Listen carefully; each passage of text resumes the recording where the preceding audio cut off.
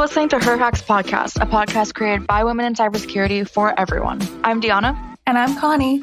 In today's episode, we're going to be interviewing our other co-hosts, Christine, Rebecca, and Lauren, about their experiences with interns and any advice they have for Diana and I, as well as you, our listeners. Okay, so if you've been following along so far and know a little bit about Her Hacks history, you'd know that the way this podcast started is through a panel event Connie and I hosted at our university a year and a half ago. We had Rebecca, Christine, and Lauren, as well as a few other incredible women on the panel, and they were answering some of our questions about recruitment, networking, career stuff related to cybersecurity. And we're going to recreate that panel style conversation that we had to catalyze this conversation about how do you get your first full-time job out of an internship, or generally get some advice about how to have a successful and worthwhile internship. Yay! Thanks for having us. We're so excited for you to host this episode and this interview of us.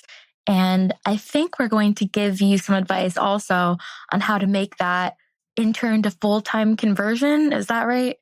Yes. Let's get into it. This is really exciting. These are the questions Connie and I have been wanting to ask you like the past several months. So I'm really excited to finally dig in.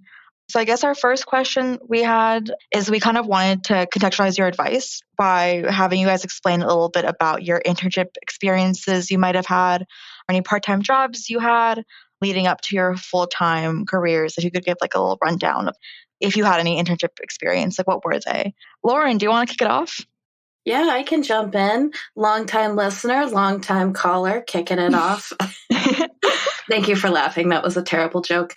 So my internship experience, it was a while ago, more than 5 years. I won't say how long because I don't want to necessarily date myself. But I feel like when I was in college, internships were important, but they weren't as prevalent as they are today. When I was listening to your first internship episode, I was like, wow, the process has really evolved a lot since when I did it. And I think the biggest difference was that there wasn't an emphasis or as much of an emphasis on having an internship every summer. So I actually really only had 2 internships throughout college. The first was not cyber or tech related. It was painting houses, and I was running like my own house painting company.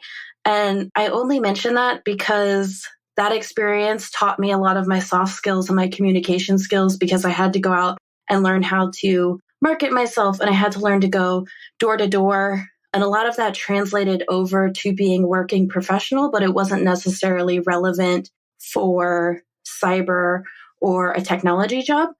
The next internship I had was between my junior and my senior year. I interned a lot. As I've mentioned in other episodes, my background or my college degree isn't in computer science or computer engineering. It was in civil engineering. So I made a conscious decision to start looking into tech jobs for that internship and really focused my applications either on software consulting or software engineering roles. I ended up getting a few offers. I accepted one offer. I interned for 10 weeks over the summer. And at the end of the summer, I ended up accepting my full-time role, and I really liked it. I got to do a lot of different things. And then I stayed at that company for a few years full-time after I interned. Nice. That's awesome that you got that very different experience early on in the painting. Like you had the little entrepreneurial spirit. I feel like those soft skills probably definitely carried over. Yeah, especially I'm an introvert by nature. So putting myself out there and really being responsible for my individual success, that taught me a lot and really forced me to grow. Whereas when I was interning on a tech team, I was doing more of a software role, and I was working within a team, and I had much more support, and I was within an internship program. It was with a pretty big company, so there were other interns, there was intern mentors, there was all of that stuff, and we can talk about it more through the panel. But they were very different in terms of like the skills that I took out of it and just the support in general that I had. Great. Thanks for sharing, Lauren. What about Christine? I had a pretty similar internship experience to both of you, where I went back to the same place 2 summers in a row. I think something that I've always thought I should have done differently was find a cybersecurity internship, actually, because going to college, I knew I wanted to do cybersecurity, but I could not find a cybersecurity internship. Now, being in the industry, I'm like, oh, it's so easy to know where those jobs are. So I don't know why I had so much trouble finding one. I guess I just didn't have anybody guiding me or maybe a mentor in the industry. So it was actually like really a struggle. I did have 2 pretty awesome software engineering internships where I learned some development and I was able to learn command line and work with engineers that knew a lot more than me. So looking back, I think they were good experiences. It's just that it wasn't that interesting to me. And that's actually why I ended up not returning to that company as a full-time employee, because I realized that wasn't the kind of work that I actually wanted to do. So sometimes if you have an internship and you don't like it, that's actually good, because then you do still take something away from it. Something that I did my first internship was I spent all summer writing this code, and I was inserting this code into this entire project. And so I basically was copying and pasting my code into a bunch of different files. And then at the very end of the summer, when I showed my code to this full-time employee, he took all of my code and he moved it into a class, and he basically moved it into one line of code that needed to be in all of those files instead of my however many lines my code was. And so that was a really good experience for me to learn about how classes and layers of abstraction work, because I did the hard part and the repetitive part, and then I learned how it could be abstracted away and made a lot more optimized. Whereas if you just jump into optimization without doing the unoptimized version, I think you might miss those layers of abstraction. So if you're an intern, I don't think you should worry about that your code's not the best code ever, because they know that you're there to learn. So even though I felt sad seeing him turn my 2 months of work into one line of code in a class, I definitely realized that I would eventually become a better programmer because of that. That's awesome. Yeah. Humbling experience, huh? Oh, definitely. Yeah. Super humbling. But you learned a lot. That's what matters. I did. Yeah. So did you have a similar experience to Lauren, where it wasn't, the internship process wasn't as in-depth as it is now? Yeah. So I remember I was trying to apply to a bunch of places. It was my sophomore year going into my junior year. And I actually was studying abroad that spring. So I hadn't had an internship after my freshman year because I had done summer classes. And I wasn't thinking about internships because I was studying abroad, as you both know. And then I realized in April or May, it was pretty late. I was like, oh my gosh, I was in South Korea at the time. I'm coming back from Korea and I think I need to get a summer internship. So I was applying all of these places. Nobody was applying to me. I was a little bit freaking out. And then I ended up getting a call from this company that I'd had a scholarship from, because in my state, they were giving scholarships to everybody in that county, or every county in my state was getting scholarships from this company. And so the manager was actually Korean. He was a Korean immigrant to the United States. And he saw that I had the scholarship and that I was in South Korea. So I had to wake up at 3 a.m. to do my interview because it's a 14-hour time difference. So it was definitely not typical, I think, because it was super lucky that somebody was willing to give me a chance that late in the season, because usually hiring happens much earlier. But I think they suddenly had a spot open up, so they needed to fill it. And I got pretty lucky with that. But then it was mostly, especially that early in your career, the phone interviews aren't very technical. It was all behavioral. He was just asking me what I was doing in Korea, if I liked my classes. I talked about how I was volunteering at an orphanage with little babies and how I really liked it. So yeah, it was a really chill interview. That was a good thing because I really didn't know anything. I was only a sophomore. Yeah. I didn't even know the command line, I don't think. I think you guys are much further ahead than I was when I was in college. But my internship definitely jump-started me because I was like, oh my gosh, I've only used Windows. I have to learn what LS is. Yeah, that's great to hear.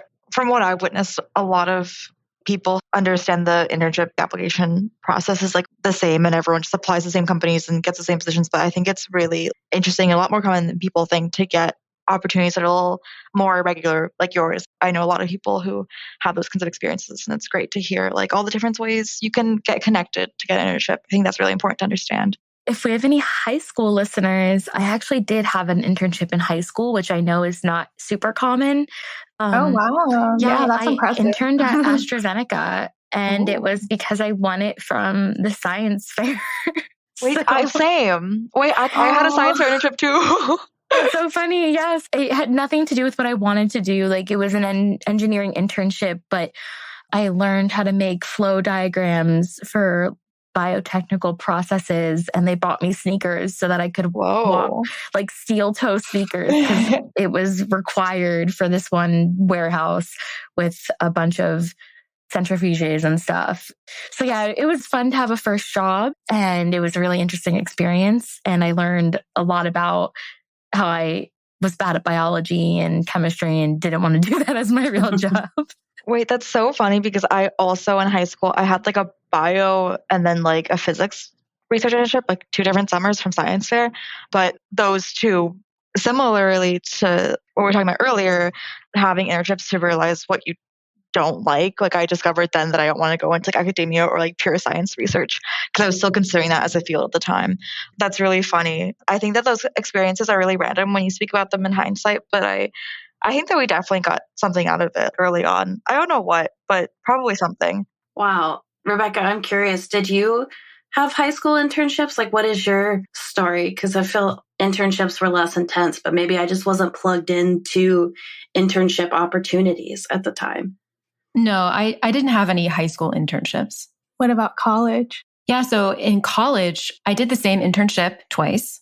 And I interned at a data center for a local private cloud company that kind of specialized in offering enterprise level backup and recovery solutions for their customers. So I think like disaster and recovery, that was like their specialties. They had 2 different DR sites. And my job mostly entailed crimping and running cables, replacing dead drives, troubleshooting failed backups, wiring patch panels, and I did some updating of virtual machine templates. So I kind of learned some command line there with Windows and Linux. And I even got some sales experience because I had to visit a site with my, I guess the internship lead or whatever. I had to go over our backup solution suite to a prospective company, and they actually did end up buying with us. So that was some good experience, I think. It was kind of scary overall. That sounds so cool. Yeah, I mean, I would say it was unique. Internship experience, and it gave me enough cyber experience to get my foot in the door for my first like actual cybersecurity job in like a SOC. So yeah, that's awesome. It sounds like we have a lot of different experiences on the panel today. So I guess thinking back, you were in your shoes however many years ago as an intern. What did you do to really like make an impact as an intern or make a good impression? I fell asleep on my first day of work. Oh my God. Wait, was this painting houses? Or No. way. It was a tech internship. So I didn't know it, but I had really, really bad bronchitis. And so I was just hopped up on cough medicine, just trying to get in because it's my first, or I think like the 3rd day in the internship of my first day with my team. And I'm just trying to be presentable, and I'm in a nice dress. I'm in heels, trying to like keep myself together. And then immediately we go into a 1 o'clock hour, 2-hour long retro about the team. And it was just like lights out. And I didn't even know I had fallen asleep. I did one of the things where my eyes are closing and my head bops up. And I think I caught on to the end. And I did eventually say something to my manager, like, I'm really sorry, I've been feeling under the weather, but I thought nobody knew. And then on my last day of the internship, my team comes up and they say something like, who knew the girl who fell asleep at the desk on the first day of the job would be leaving with a return offer? No way. I was like, oh, yikes. That's so funny. That's my advice. Is they're always watching. Don't fall asleep. Try to stay awake. Bad first impression doesn't mean you can't get a full-time off. Also, if you make mistakes, like if you fall asleep in a meeting or you're late to work or you do something silly as an intern, most of the time as an intern, it's your first job, second job.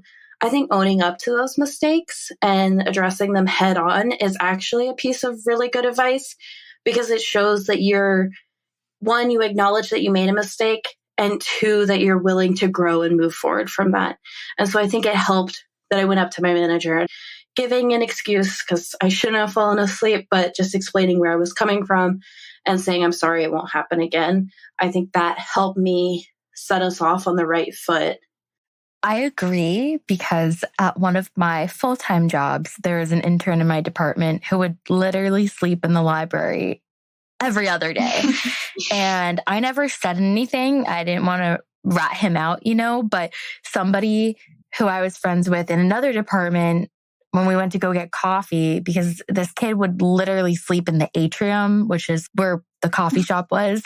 We would be sitting there having coffee and he would say, "Isn't that your intern?" And it was incredibly embarrassing, even though he wasn't my personal intern, he was in my department.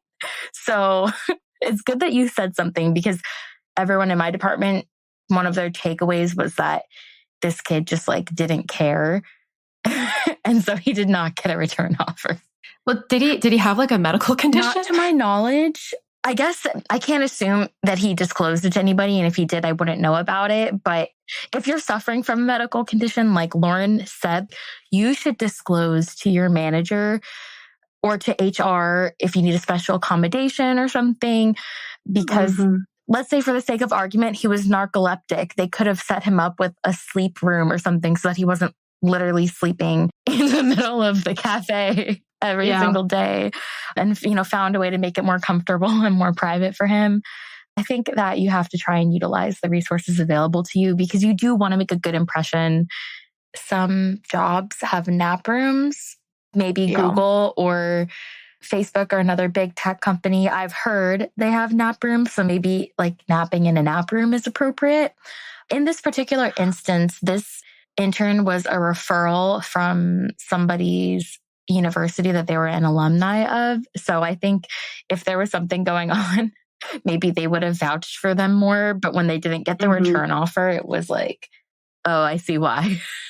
Yeah, I think culture is a big part of a company too. Sure. So I was going to ask what Rebecca was like as an intern. Oh, what was I like as an intern? I would always show up early and I would always stay late.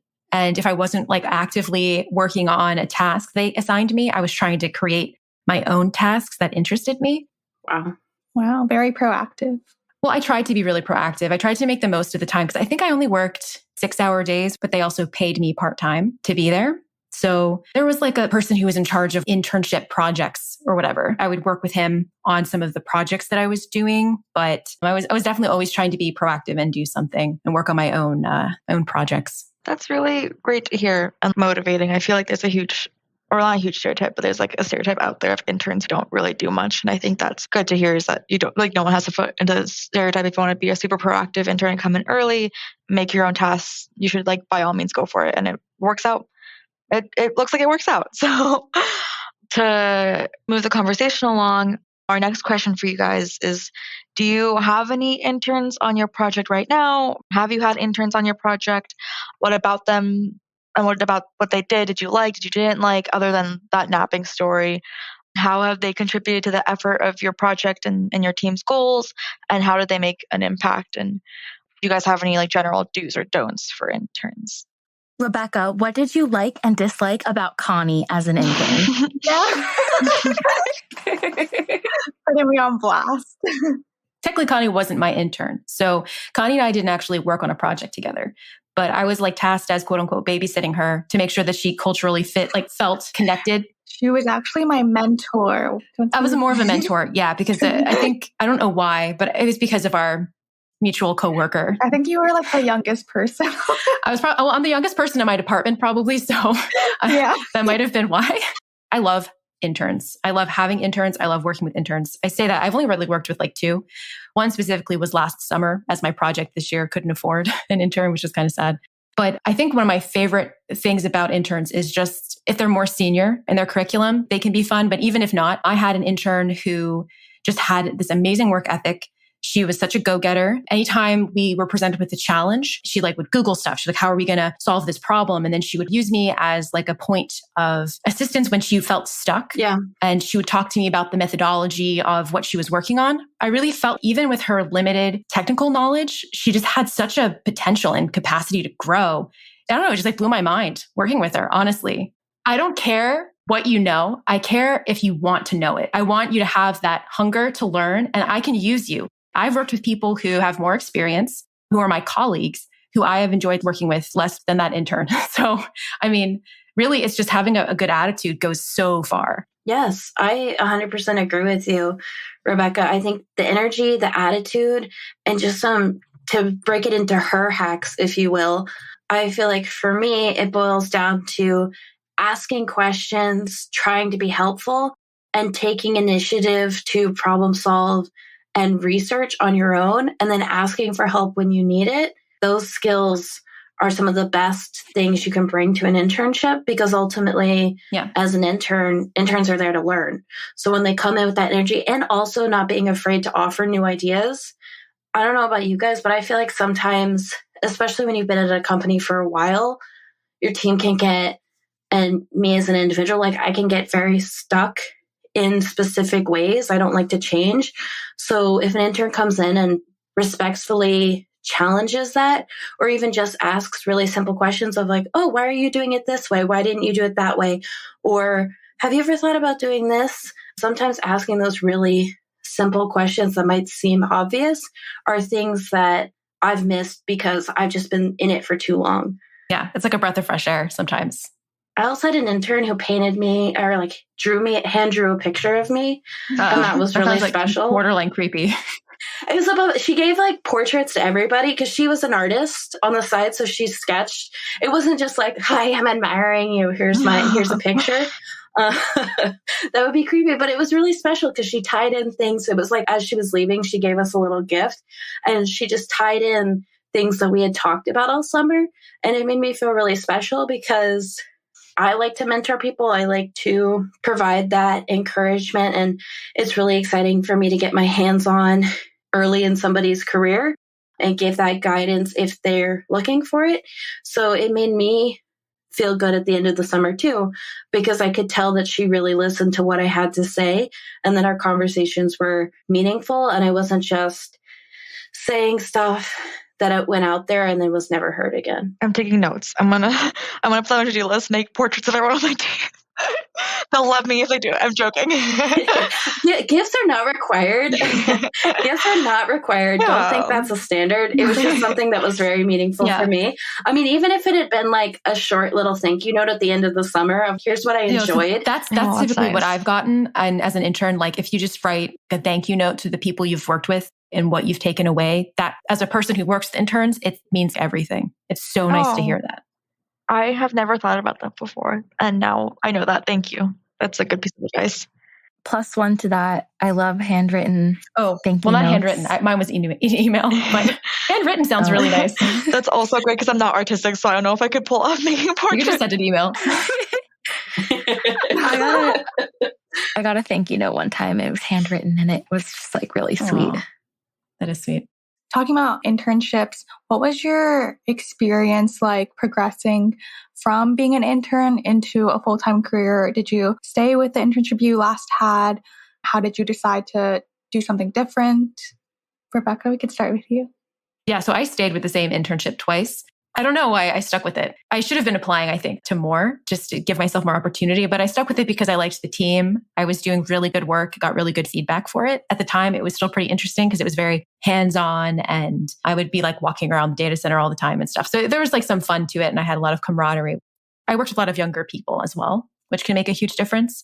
So the transition was pretty obvious, actually. Everyone wanted to hire me on full time as soon as I finished school. They told me about it. They said, look, we think you're doing great work. We'd love to hire you on full time. We understand that your degree is within cybersecurity. So we're going to create a role for you here to get you started with that and everything. So that was my experience. That's awesome. Christine, would you like to share? Yeah. So like I mentioned before, I really wanted to do cybersecurity, and the company I was at had different divisions at the time, and the division I was in wasn't the cyber division. And from what I understood, my return offer wasn't for the cyber division because that cyber division didn't even really know who I was at all. So it'd almost be like applying for a different job. So I decided to just apply to a bunch of different companies, specifically looking for cybersecurity because I knew I wanted to do cybersecurity. And I knew after doing 2 internships, not in cybersecurity, and then I did a senior project in cyber, that I was dead set on finding a job in cyber. I did have a return offer, and it was a little hard to turn it down because I felt like I'd gotten to know them over many years, but they knew I wanted to do cybersecurity. So I think they also understood. So it sounds like you both created your own cyber pathway. Yeah, I ended up forging my own path, so to speak, by going to DEF CON this summer before my senior year of college because I was, grasping at straws trying to find some foothold into the cyber industry. And I had no idea how to get there. And I thought, I can go to this conference where a lot of companies are going to be and see if they're hiring. And I mean, here's a tip for people who go to career fairs. The vendor hall at DEF CON is not at all like WeSys or Grace Hopper. They're not really looking to give jobs out. They're looking to sell their product to industry people. No, totally. So there is a really small career fair there. It didn't pan out at all for me. And I have another funny story I can tell another time. Anyway, I did make some connections when I was at DEF CON, which was really awesome because I passed my resume to a company and then they ended up bringing me on for an interview. So that was super cool for me because I was actually able to find a cyber job and I got it through DEF CON. Yeah. And just to add on to that for my cyber journey, I do feel like I did kind of forge it myself and I didn't use any connections or networking whatsoever to do it, which is not something I would recommend. That's just what happened. They did create this cyber position for me, but my first week of working there, I got called for a recruiter for a large technology company that was looking for SOC analysts. And then I was like, hey, I'm just going to interview for this because, got to keep hustling, got to keep interviewing with different companies just to see what else is out there. Even though, of course, I did the same internship twice, could have done that earlier, but I ended up passing the interview for the SOC analyst job. So it was a complete random cold call from a recruiter. And then that's really how I broke into working in a SOC, which is a security operations center. I don't think I mentioned that, doing analysis and stuff like that. So that was my first official cybersecurity role. And it paid a lot more than what the company hired me on to do, which is a pretty big deciding factor for why I switched. So that was your second job or? Technically, yeah. And I actually only worked full time with that company that I interned with for 2 months. That progression makes sense. And I really like how you guys are emphasizing kind of paving your own path and your own progression, because it really unveils that there is no regular path or progression. And that sometimes doing your own different thing can be also really great. Lauren, what about you? What was your kind of intern to full-time progression? What did that look like? I feel like I did the exact opposite of Christine and Rebecca. And I say that because I had a lot of different internships, not really focused in tech. I say a lot. I had the painting internship, and then I had the tech internship. It was much more of a traditional large company. I think the intern class was anywhere between 200 and 300 interns. So the company really had an infrastructure in place for converting interns and trying to give them a full-time offer. And that's one thing before I kind of finish my story. I feel like maybe we should touch on a little bit is a lot of these big companies, when they bring in really large intern classes, a lot of times the purpose of that is to turn those interns into full-time, because that's actually a less expensive way for them to get the engineers that they need, because they've invested in you in 10 weeks of your internship or however long your internship is. And then if they give you an offer, they don't have to go back through the recruiting process. They don't have to go back through the interviewing process a lot of the time. So a lot of these big companies are looking to turn interns into full-time hires. So there's normally a system in place for that. And part of what that looked like for me in my internship was meeting with my manager regularly throughout the process and doing these one-on-one check-ins and always checking in and saying, hey, manager, how can I be better? How can I push myself? And I'm a very driven person, so that's just naturally where I fell into. And I had a weirdness in my internship where my manager was laid off halfway through the summer. Whoa. So it was very weird. They were doing some restructuring, and it wasn't necessarily like a resources issue. It was just more of reorging and trimming the fat and like making the company seem more appealing to investors. So I actually got to take on some different roles. I was doing software, but I was also leading our grooming sessions, which was wild. I was talking to our users to figure out what we needed. So I was doing a lot of different things. And I think that really helped when it came to conversion. And then at the end of the summer, what it actually looked like was sitting down with my initial recruiter and HR, and they say, congratulations, you have an offer. Let's walk you through what an offer looks like. You have until October 1st to decide.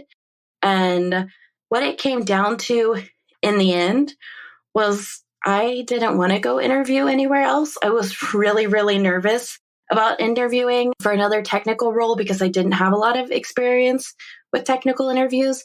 And also career fairs gave me a lot of anxiety because I'm not great at talking to people who I don't know, and I wasn't very comfortable putting myself and my skills out there. And I really did enjoy working for that company. So for me, it felt like a no-brainer because it was like, okay, skip the career fair, have a competitive offer. You know the company, you know the culture, you know the platform. Just go ahead and take it and you'll be happy. And plus, like half of my friends came back.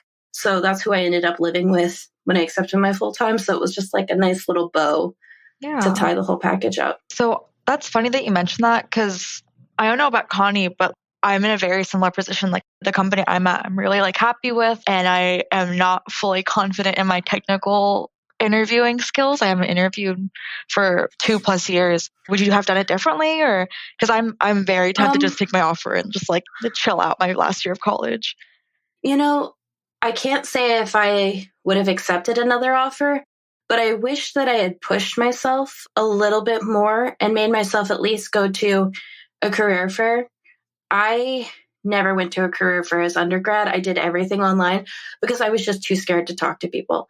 I did not have the strong social skills to go up and introduce myself to strangers. Like that was a panic-inducing idea for me. And I wish I had pushed myself a little bit more because I am capable of doing it. I just didn't want to get over that. And I think the practice of going through technical interviews with different companies would have been really helpful for me just to, one, familiarize myself with the process, but two, just see more examples of what technical interviewing looks like, see example problems, and then also it might have been a confidence boost. And then at the end of the day, it wouldn't have mattered because let's say I had interviewed with 5 other really big companies and I didn't get an offer. I still had an offer in my back pocket that I could fall back on. So I wasn't really failing if I wasn't getting these interviews because I still had a really great opportunity, but I would have had a better idea of where I fell in the field of applicants. And it would have just been helpful for me to know, do I need to push myself in different areas? Do I need to focus on a specific part of my education? I enjoy knowing things like that, and I really enjoy pushing myself. That might not be for everybody, but I do kind of wish that I had pushed myself. But at the same time, I also got to enjoy 4th year and I got to enjoy Rush and football games, and I didn't have to study for any interviews. So that was the trade-off, and it was fun, but long-term, maybe not the best for my growth. And that's okay. It's funny that you bring up career fairs because I definitely was going to say that that's probably my number one piece of advice for getting a full-time offer. I would force myself to go to the career fairs on campus every single year, even though I knew that the people there were more interested in giving full-time offers than internships. But it was useful for me to use those career fairs to practice talking to people. And my most pivotal moment, I think, was going to the Grace Hopper celebration because I got a scholarship to go. And I know a lot of schools will sponsor the women in the computer science or computer engineering departments to go. And that career fair is really geared towards hiring interns or hiring like recent grads. And so going to that career fair, I got so much practice talking with companies. I got to do so many interviews with so many companies that were actually hiring. Whereas like if you're just applying online, you're kind of yelling into a void where they may never see your resume at the companies that you're applying to because a lot of those online systems get so bogged down with resumes. At least at a career fair, you have higher likelihood of getting seen. And then I actually had a little bit of validation coming back from Grace Hopper because the company that I had talked to at DEF CON, who passed my resume to their manager and set up an interview for me, saw my resume in the Grace Hopper database. So even if you can't go to Grace Hopper, you can try to put your resume in the Grace Hopper database. And they saw that I was looking for a cyber job. And so that same company reached out to me again and said they wanted to interview me. And I was like, oh, I already have an interview scheduled. And so that was really validating for me that I was a good candidate, and it gave me more confidence going into my interview. So yeah, That's I definitely awesome. recommend Grace Hopper or WESIS. WESIS is probably slightly better if you want a cyber job, just because that is women in cybersecurity. So it's geared towards cybersecurity jobs, whereas Grace Hopper is all of women in computing. So it's a much larger conference, and you have to find the companies that are interested in cyber because a lot of jobs might be wanting to hire you as a software engineer or something. And if you don't want to do that, then it's harder for you as a candidate to filter companies. Yeah. I will say too, because I know Grace Hopper can be kind of expensive. Some companies will send their interns to Grace Hopper, and Grace Hopper doesn't happen during the summer. It happens generally in the fall. So that's like a really good perk that if you're at a company, generally like a larger company, look into that and see if that's something you can take advantage of. I know my former company used to send interns in the hopes that it would recruit them or convert them into full-time hires, or even sometimes they would offer it to interns before they interned, just as an additional perk and as a way to support women in computing. So there's a lot of ways to get into Grace Hopper. And I actually also have a few friends who've written it into their full-time offers that they would have sponsorship to go to Grace Hopper for at least the next 2 or 3 years. Because if you don't have a company sending you, it can get kind of expensive between the concert and the hotel rooms and everything like that. Yeah. And sometimes those aren't even contingent on you taking a full-time offer. They're just trying to get more women in college out to the convention and get them interested and get them jobs in tech, which I think is a really cool thing not many people know about. Oh yeah, or they may want you to recruit for them, which I don't know how I feel about that because I'm like, oh, if you don't work for them for full time, then like you shouldn't have to recruit for them because you might want to be looking at other companies during the conference. But other options are student scholarships. Like I have never paid for myself to go to a conference. I applied for the Black Hat Student Scholarship. I applied for the Grace Hopper Student Scholarship when I was a student. So I definitely recommend just applying to things because you never know, you might get it. And then you get this amazing opportunity to attend, or your school might pay for it. Like the Black Hat Student Scholarship only covers the pass, but not the travel. So I actually asked the innovation center at my school that I worked in. I was like, hey, I got this scholarship, but I can't afford to go to Las Vegas because it's literally so expensive. Like, can you help me? And I stayed off strip. I definitely did a budget version of the Vegas experience, I guess, but that's all. I didn't care about that. Like, I cared about the conference.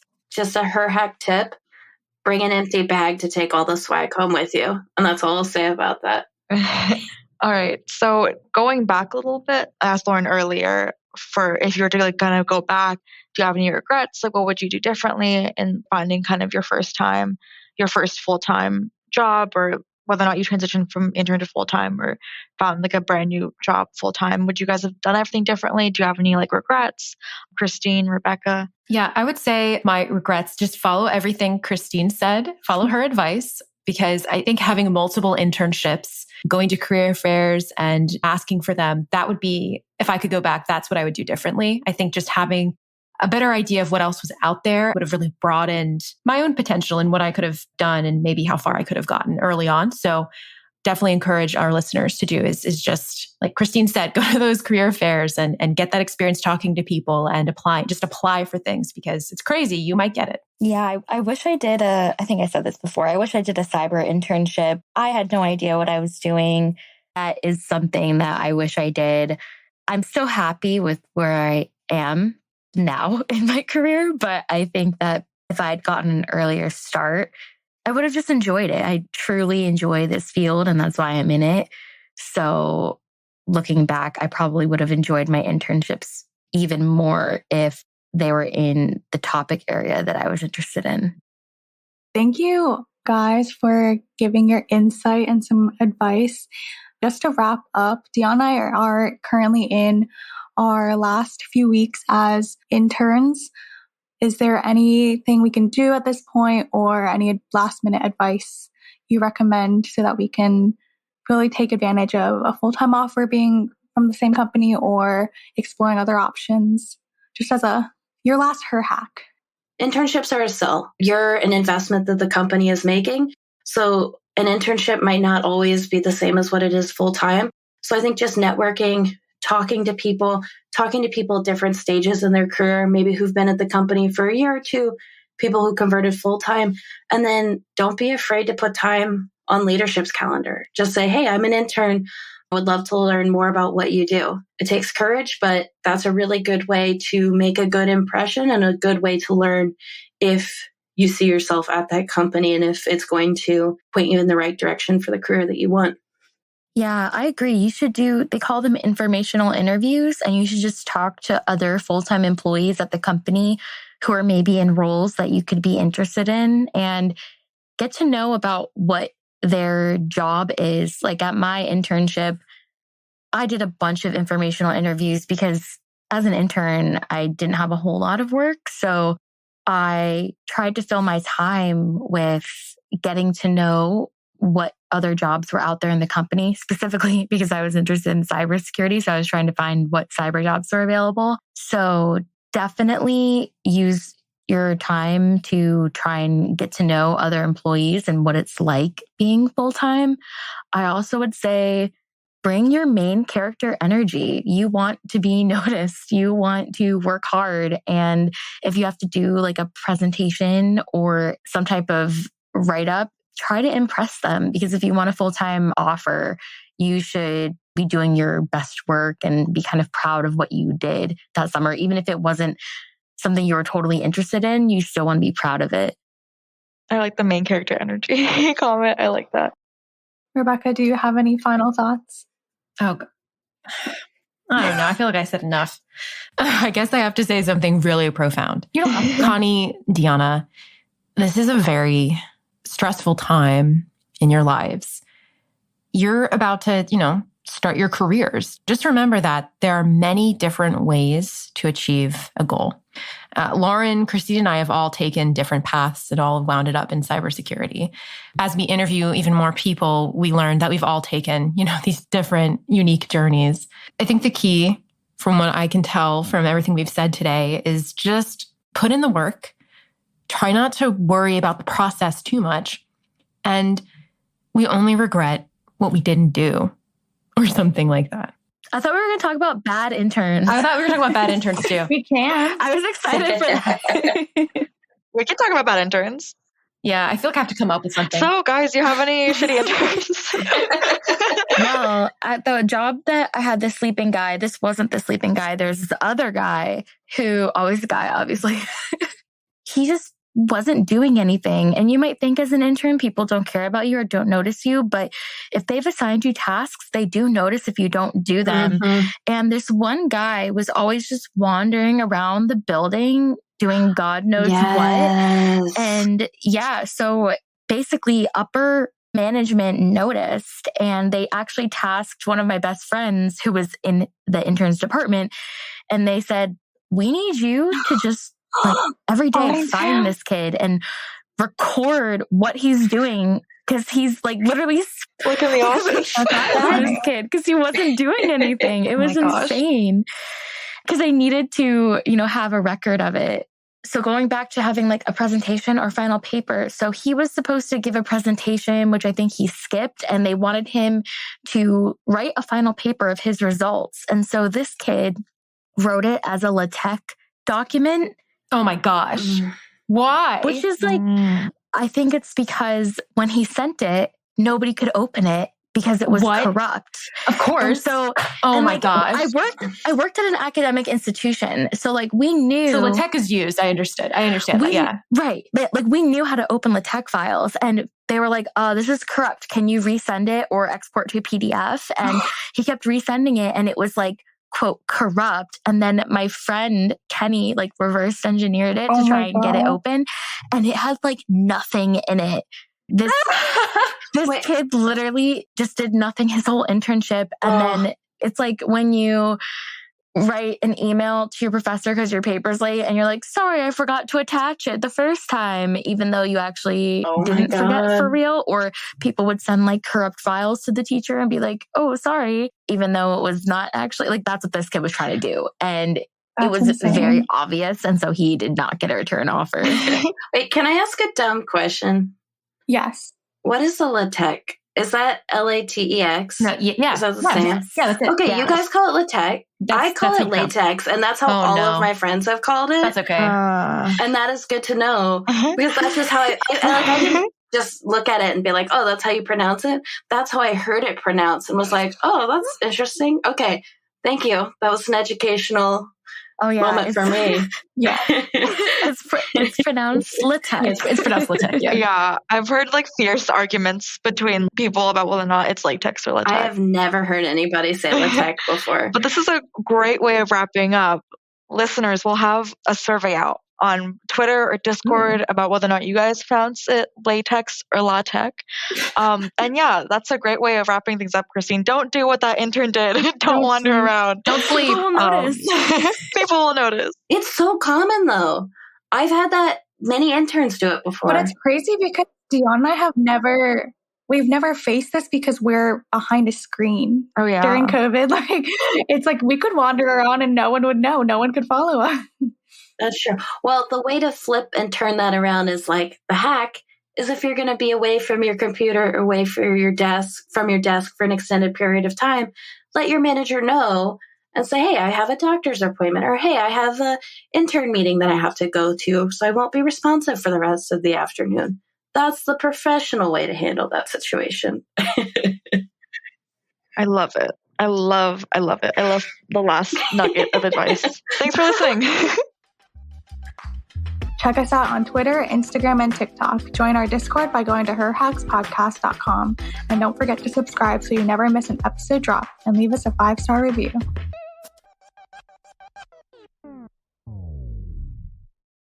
Oh, we're recording.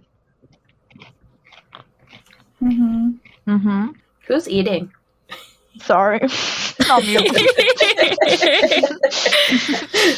it good?